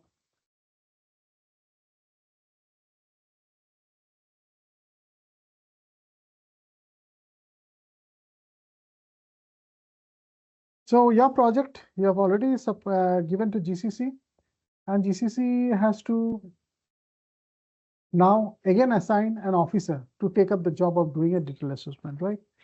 So there again comes in the admin. He is going to You need to log in as technical leads. TL.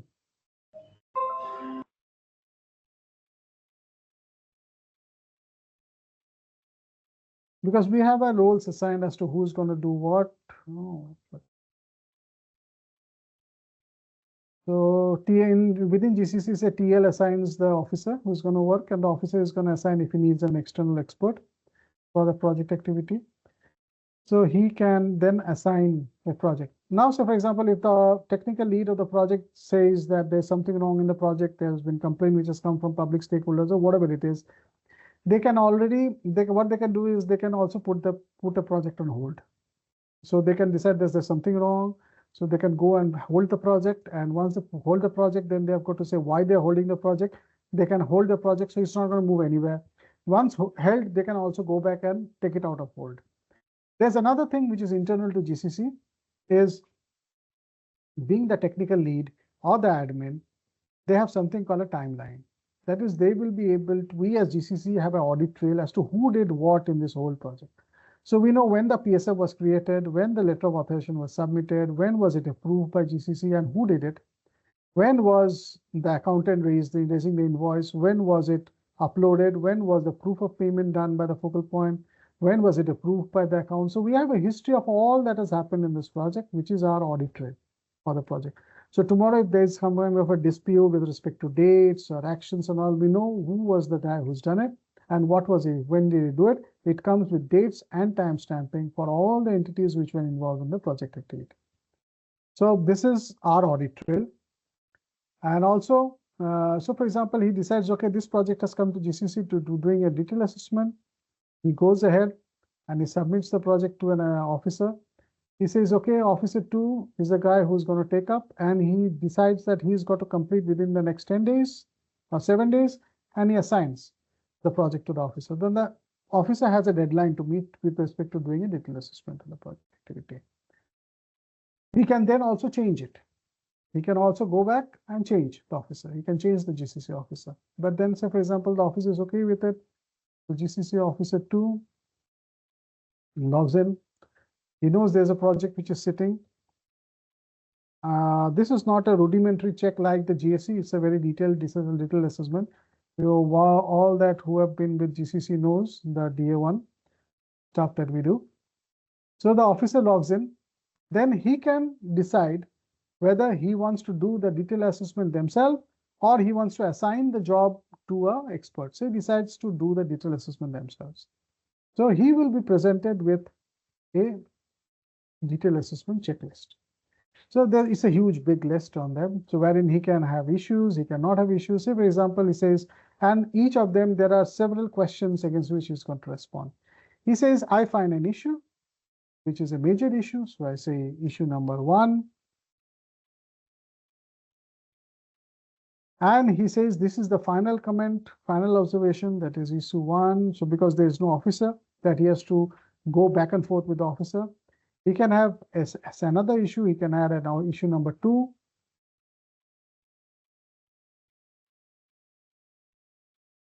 He can then have the final issue of issue number 2. Okay, so it's a big one. So he can run through all the questions that he has. And then finally, when he comes, he can save this document and then he has to submit. So he knows that there are two issues which he have raised in this project activity, and he decides, yes, these are valid issues. I want to send it across as a clarification note. He can submit that here. So he submits, then it goes to whom? It goes to the client.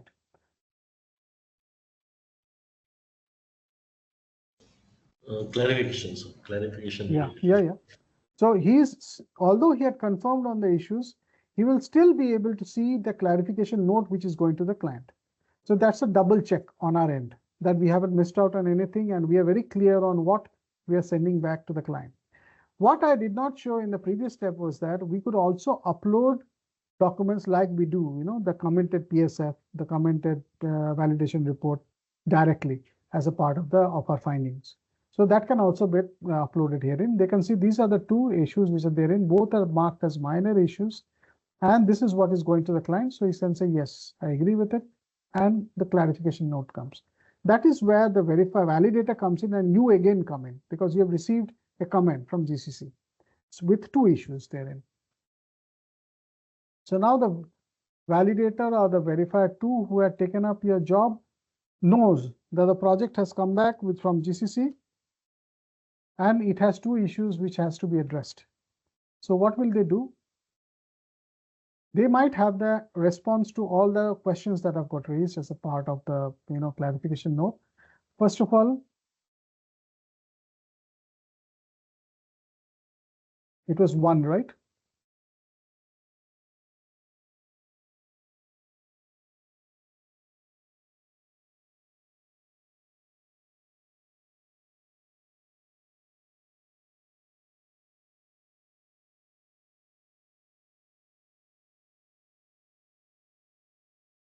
So he will be able to see, first of all, what are the issues which are raised, right? So he can go directly to the clarification note, which is therein, and there he will be able to see the issues which are raised by GCC.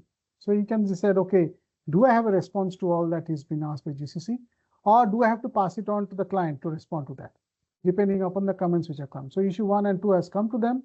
He says, okay, I understand. I don't have a response to that. I need to send it back to the client. But as I said, each of the steps has a deadline.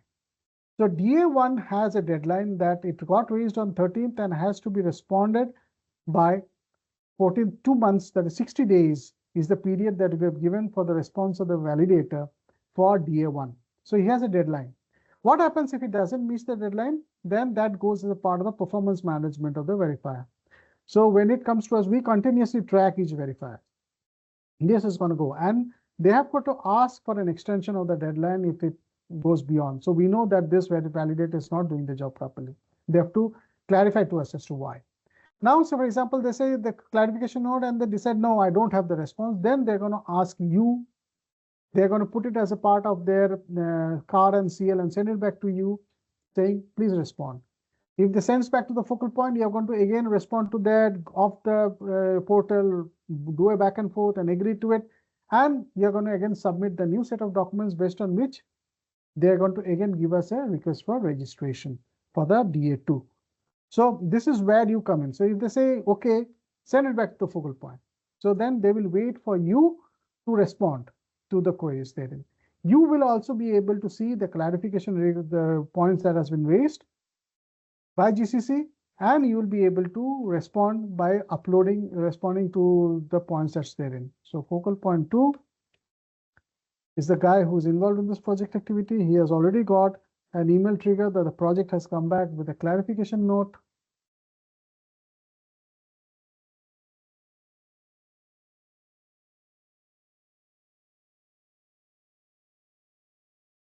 So he can go see what the clarification note is. He can do an offline back and forth of the client. And then finally, when you have concluded on all the issues, you can again go to update the PSF. You'll be taken to the wizard. This is also the case when you have the project coming back to you after the validation is done. So you can go to them. As a part of the comments by GCC, it might happen that your claim has now got reduced. It might happen that you lose the first phase eligibility. It might happen that you lose ELBL. It might happen that you lose one of the SDGs, so you go back to silver. Your deductions are okay. There's no deduction to be made. Only thing is that got changed depending on the value. There's no change in location. You have the cover page herein. You have it pre-populated with what you had done in the last time. Only what you need to do is if there's a change in standard and all that you need to take care of. See, everything is correct. Save draft. Preview form. Download. You again have a new set of documents as PSF. Save. Save. Go to next. Submit all the documents. And it will go back to GCC, to the verifier for giving their opinion. So the moment you choose again, so you already see what was uploaded during the last time. They come at the bottom.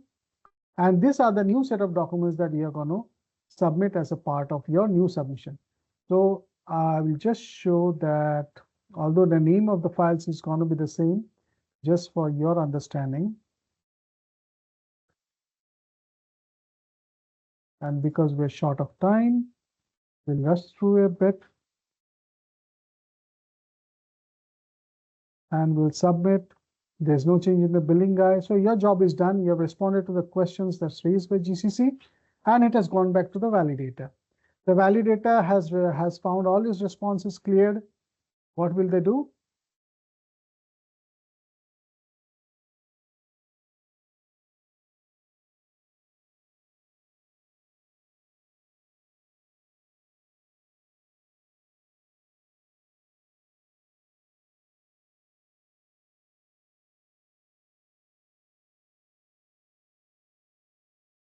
The moment he logs in, he has all the new set of documents. So the moment he goes to the project, this is what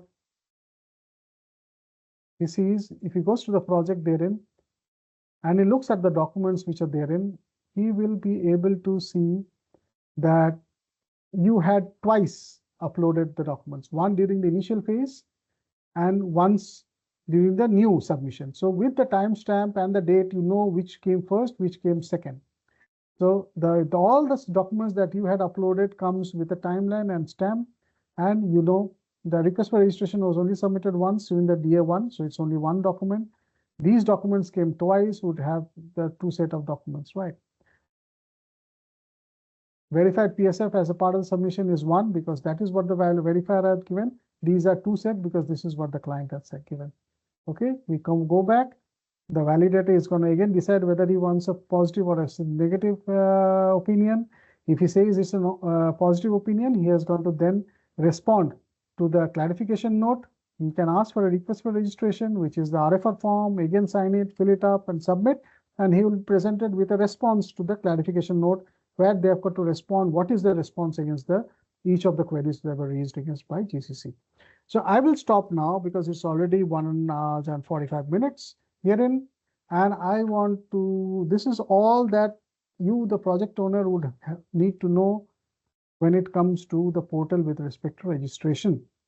So any questions that you might have?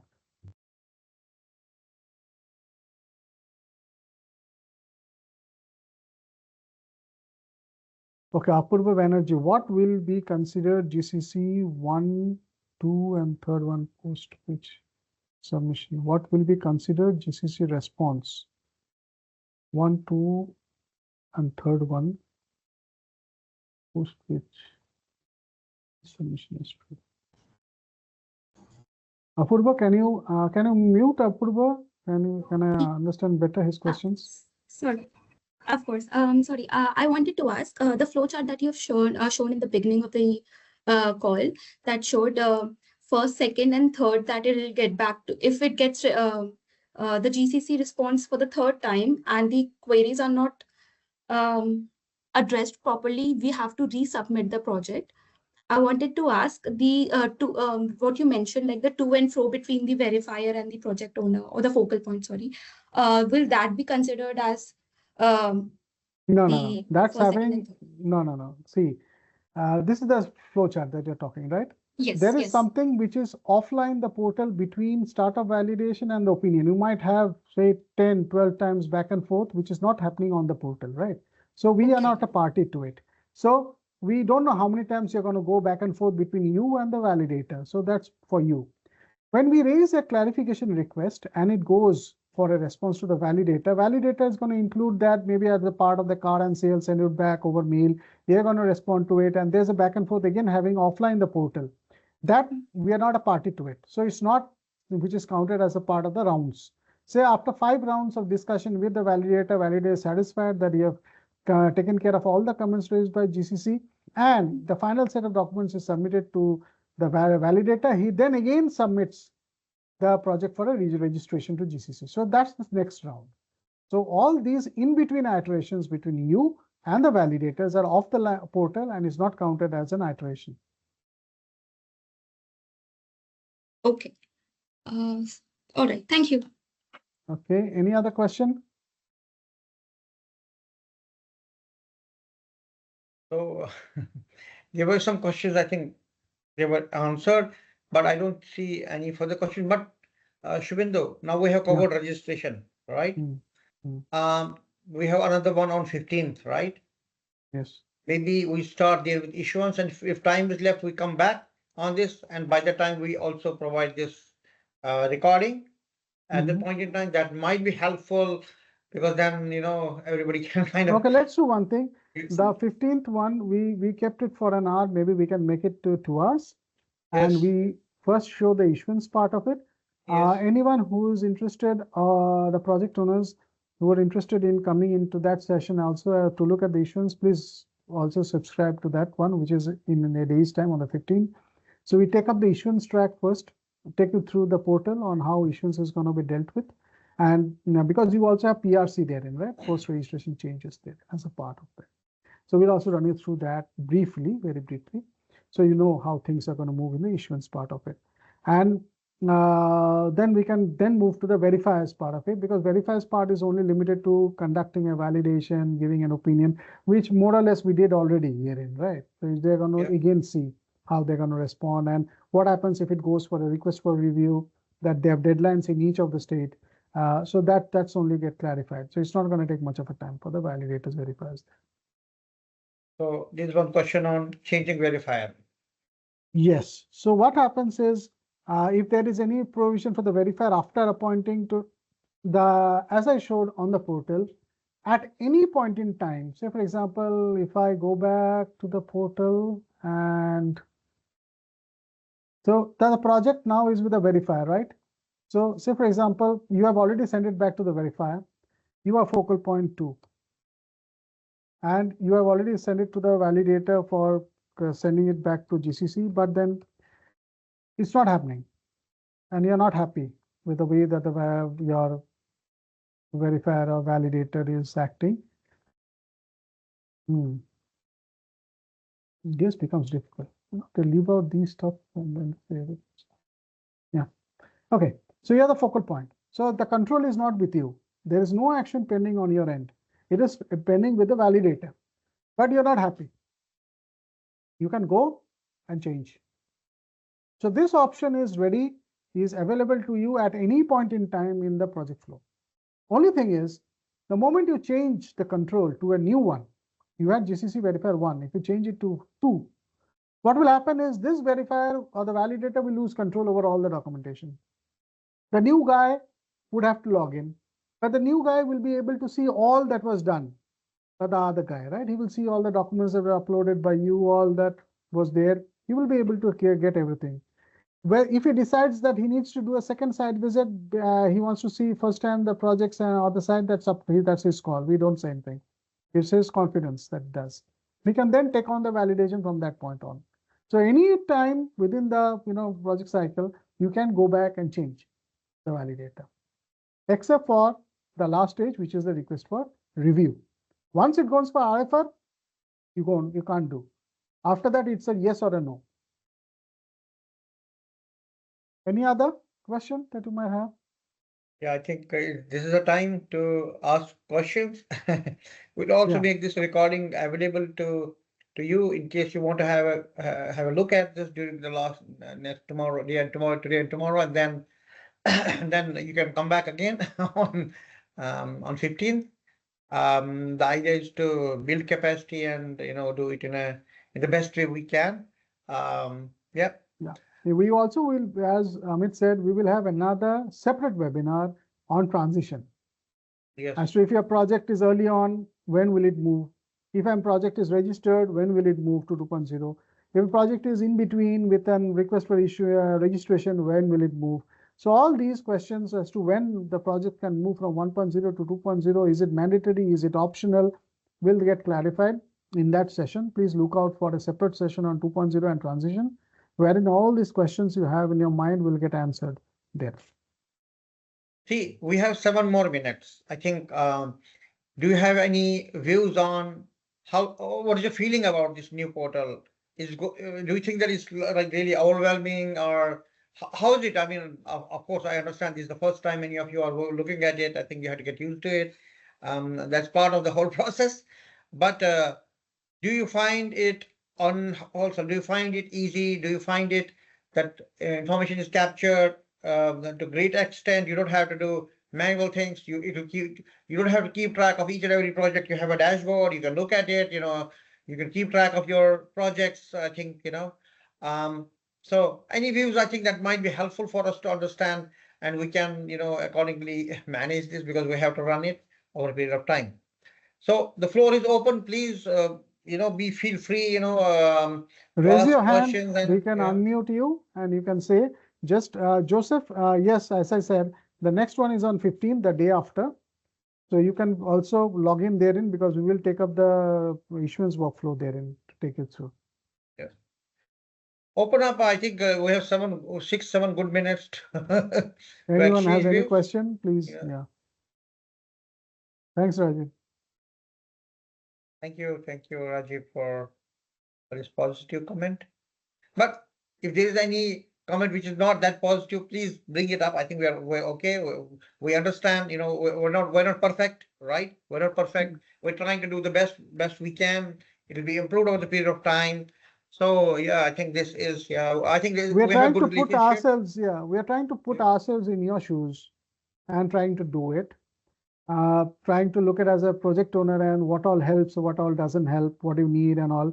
We are also participating with other agencies in that period in between, right? Which is the validation one, back and forth between you and the validator. So there are other schemes which are running therein.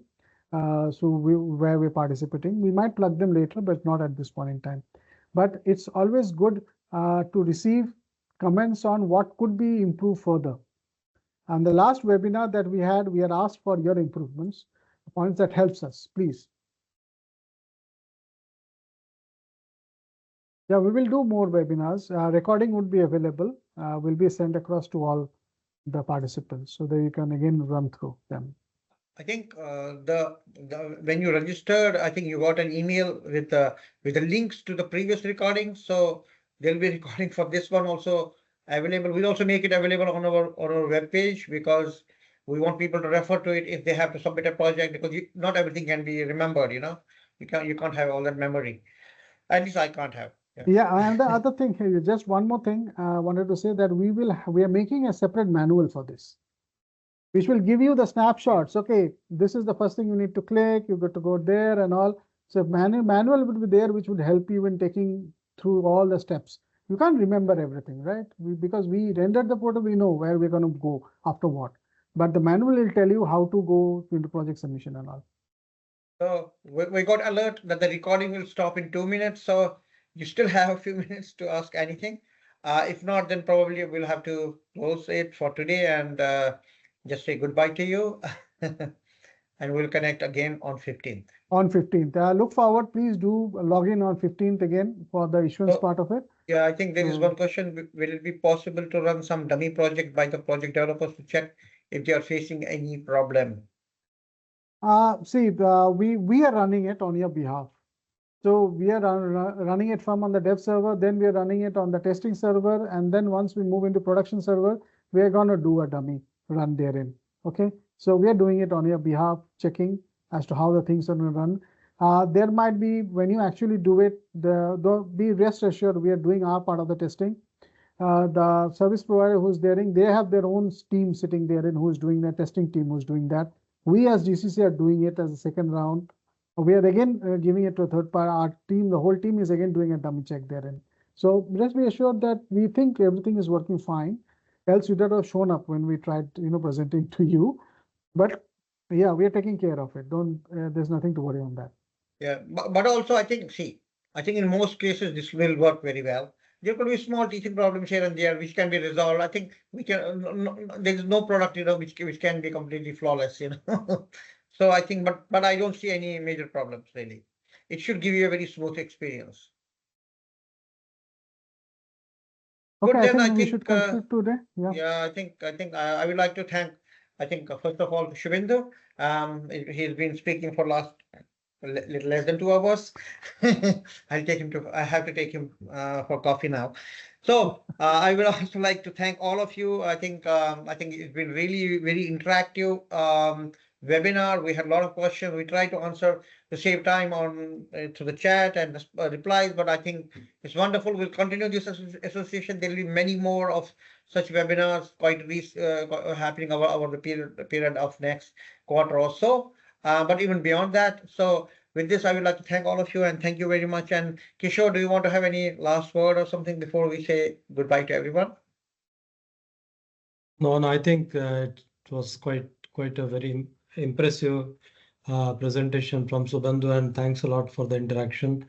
I just wanted to add, if Subandhu has already not said it, that we also want to do the videos of Sorry, this portal, so that the steps can be recorded and they can be made available to the stakeholders.